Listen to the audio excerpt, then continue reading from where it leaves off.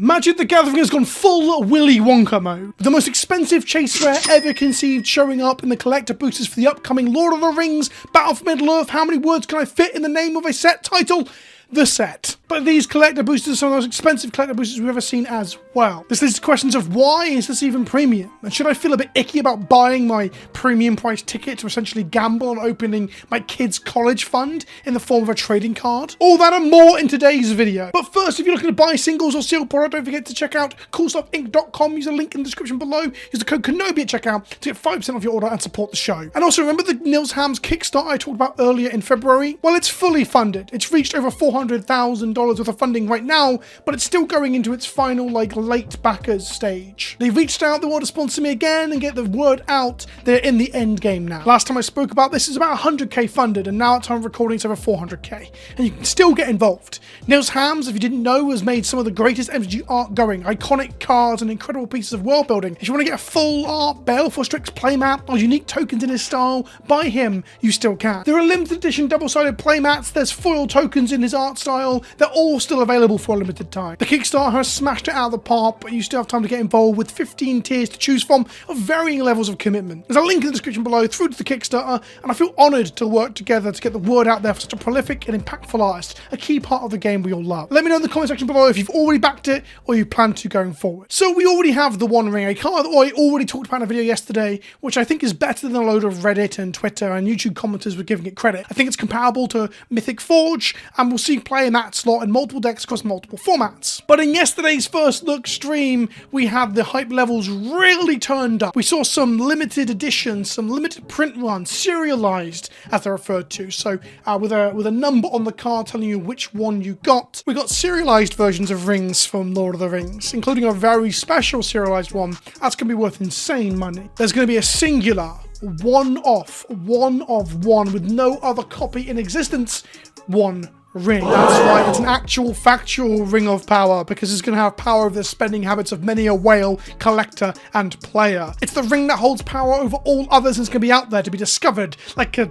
treasure at the end of an adventure. And before we unpack that though, and some thoughts around that, I do want to mention that there are other serialized cards too. There are going to be soul rings that are serialized, and they're going to be written in Elvish. There's going to be elven, dwarven, and human soul rings to evoke the idea of the rings of power that were made to control the races of Middle-earth. 3 for the elven kings under the sky, 7 for the dwarf lords in their halls of stone, and 9 for the mortal men doomed to die. God, I fucking love Lord of the Rings. So stick some zeros on those, and you have the number of these that are knocking about. So for the foil versions of each of these, times it by 100. There's going to be 300 elven soul rings, there's going to be 700 dwarven soul rings, and 900 human soul rings. And for the non-foil versions, times by 1,000. There's going to be 3,000 elven ones, for example. It's a cool idea and it's very on theme, but honestly, with them going the whole hog for a one-of-one copy of the One Ring, I would have absolutely loved them to just fucking throw caution to the wind and have only 3 copies of the foil elven soul ring in existence. 7 for the dwarves and 9 for the humans. It's a little bit of a cop-out on the whole theme and promotion and the epic nature of the concept.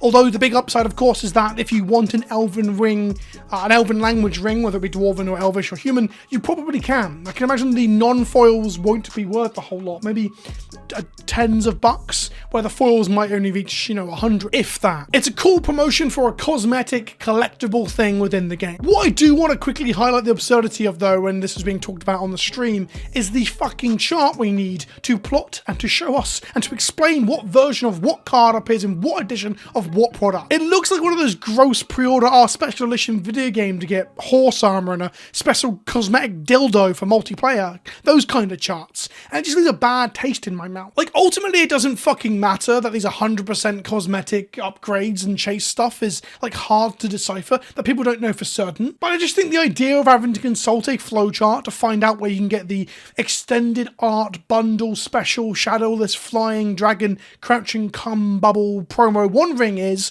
kind of dumb. All this for a simple drop of a $10 fucking cosmetic? The fact that it has to exist is just funny to me. If anything, it kind of highlights the farcical nature of having so many different promos and so many different products and no one really knowing where you can find any of this shit, except for the most expensive and the most rare. Because that's the thing, right? Everyone will know where to find the super chase variant, the one that everyone is clamoring for. Hell, that's going to be the focus of the rest of this video. But no one will remember where to find the other shit.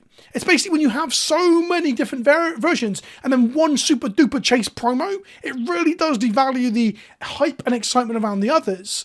And that's a good thing in some ways to give us, affordable game pieces, but it does make a lot of this stuff rather superfluous and almost like feels bad. How shit is it that if you open a 1 in 9,000 soul ring and you're like, oh fuck, I wish it was one of the 1 in 900. Oh, and it's also not the 1 of 1. Do you see what I mean? It makes like the special thing you end up doing feel a little bit less special when it's compared to 500 other special things. Maybe it's all just a bit too much. I'm unsure, that's like a gut feeling I have. Anyway, just to clarify, I love alternate arts, and I think a lot of the alternate frames and styles in this set so far look amazing. I'm just not keen on 5 million alternate versions of everything. Anyway, the One Ring.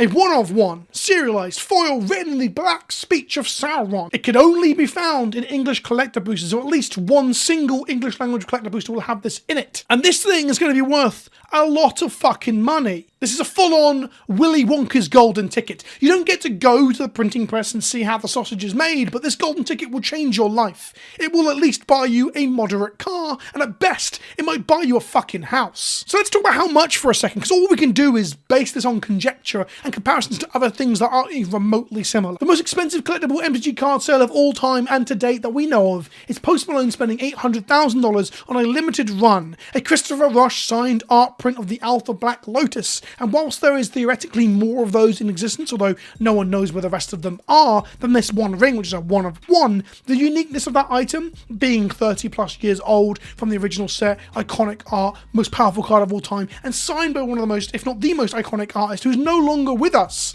That thing is way more valuable than this. So that's the upward ceiling. This will not be more expensive than a alpha artist proof Christopher Rush signed Black Lotus. So let's say 800k is the absolute ceiling for this thing. Of course, it could go past that in the future. I'm going to talk kind of about now. Let's say someone opens this and sits on it for 10 years. Then obviously we're in a whole different fucking ballgame. At that point, the whole secondary market might have collapsed because Wizards have pushed this to the brink anyway. Another comparable chase card is the serialized in the hundreds cards that we've seen recently in Brothers War and similar, which sell for a couple of hundred, or at most extreme cases for really playable ones in good numbers like 69 for example, a couple of grand, if we take like Star City Ben's social posts at face value. And then there's Hidetsugu, the one of the most recent super chase rare variants, with the red version being at time of recording priced at $1,324, and that's one card that is showing up in, I think it's 1% of collector boosters. Its price is still climbing, but there's a load of them out there. There's way more than the serialized ones, for example.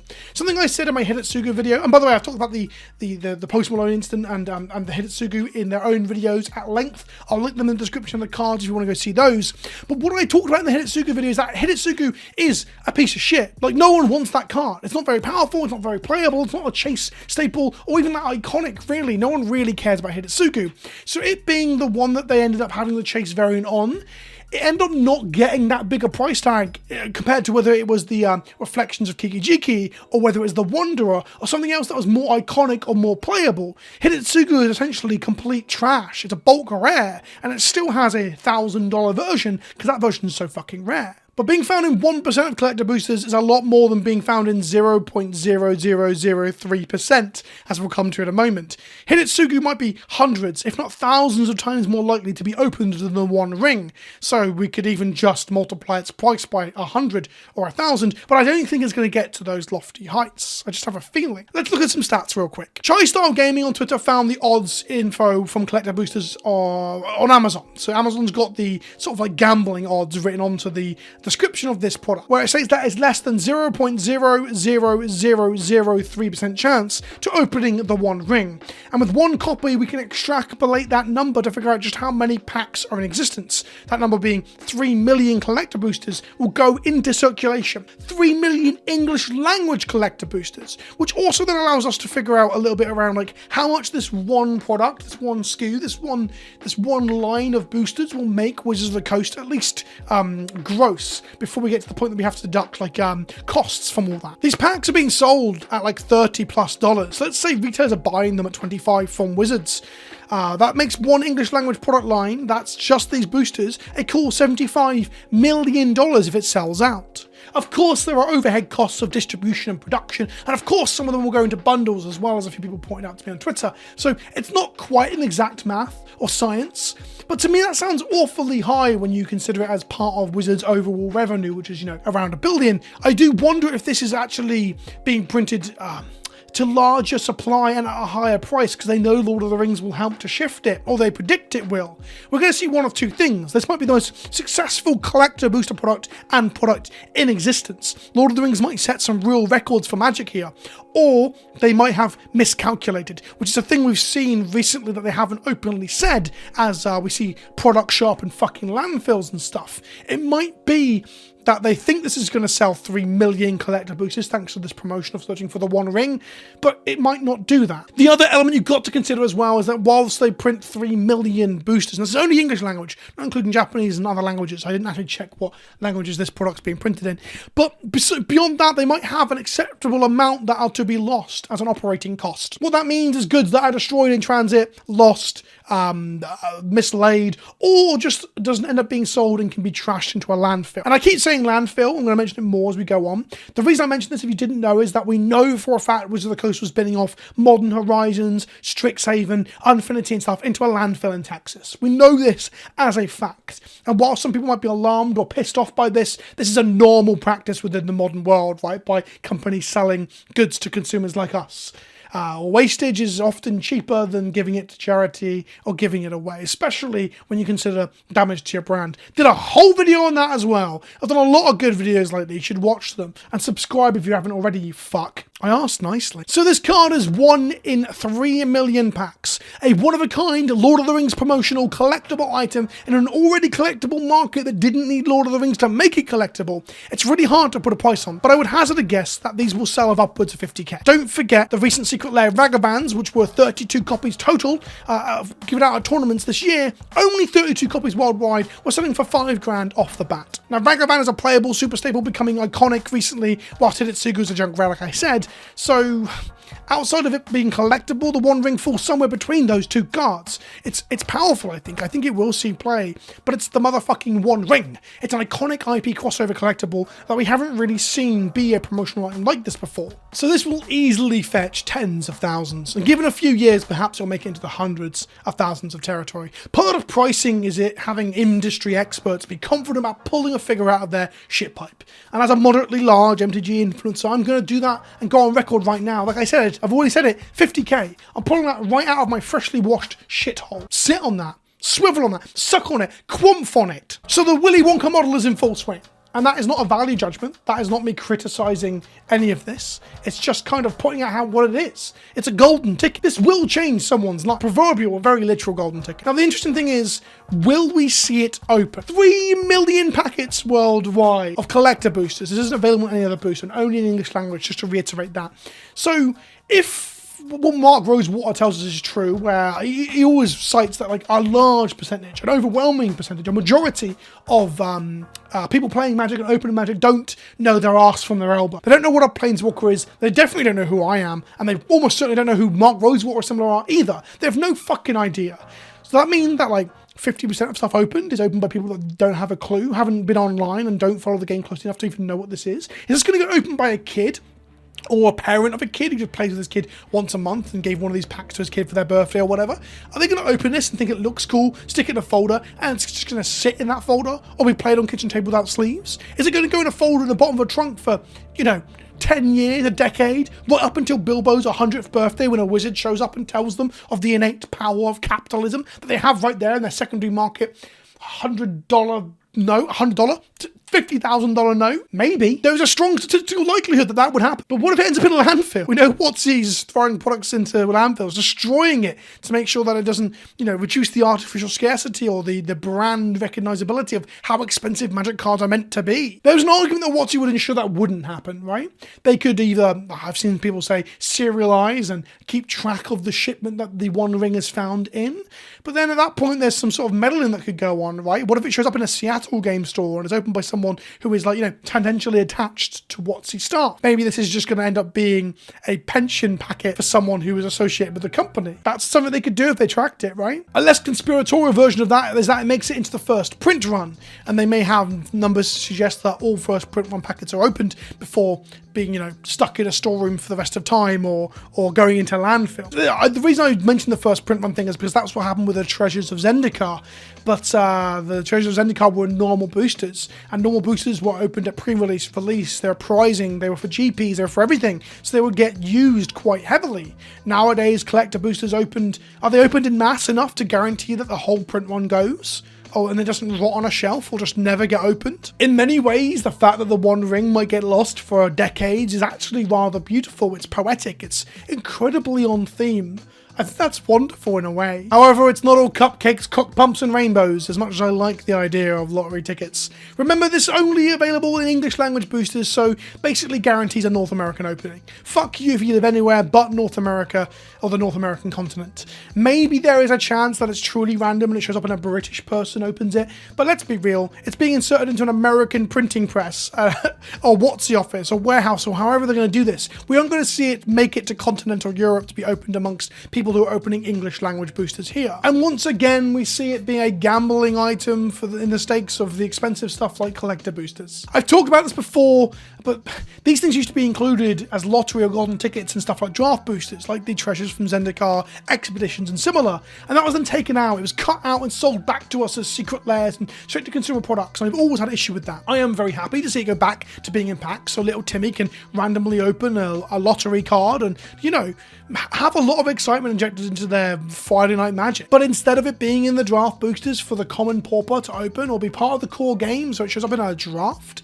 instead it's in these weird collectible boosters that are 10 times the price. In this case, £35 is how much these things are selling for. A scratch-off ticket of £35 to try and open the One Ring, which is 1 in 3 million packets. So you're actually more likely to get hit by lightning. You're more likely to get struck by a car. I think you might be more likely to spontaneously grow a pair of testicles out of your armpits than to open the One Ring at this point. So it's all a fucking gamble. And I like a gamble here and there. I think gambling is fun in moderation, but it feels a lot worse when the tickets are so fucking expensive. And in the case of Lord of the Rings, they're more expensive than normal.